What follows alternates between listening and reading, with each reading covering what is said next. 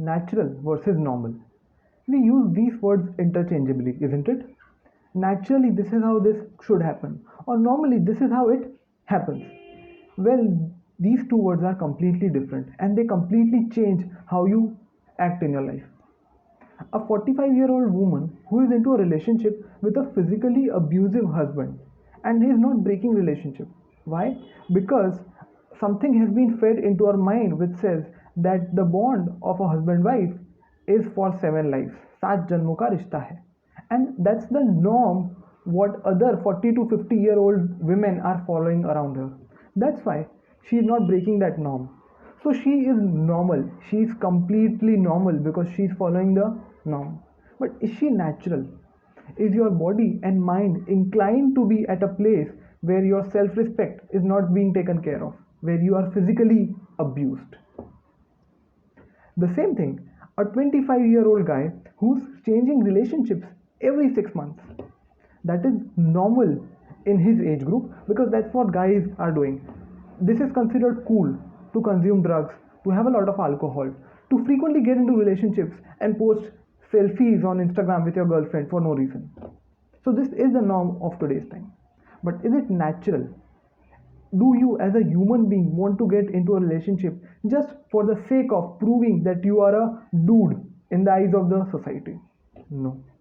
So, again, these two activities are absolutely normal when you look at the age group, but then they are not natural.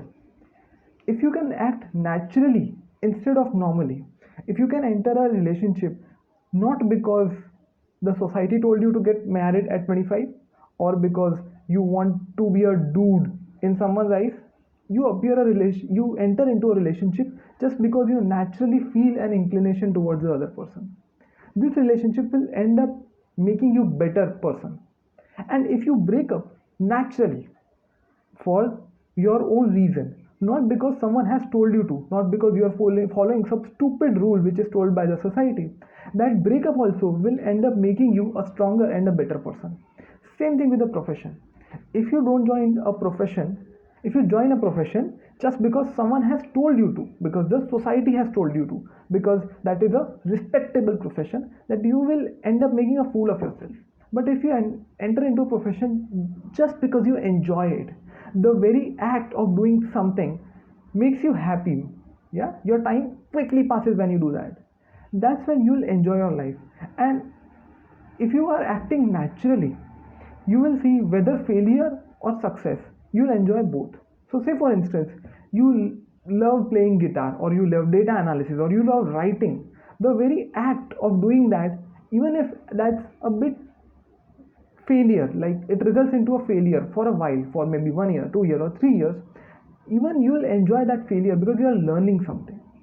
Therefore, if you can act naturally, your life will be much better and you will be able to listen to yourself. Because a lot of times, if you continuously keep on following norms, your inner voice dies. You no longer can easily recognize that what do I actually want.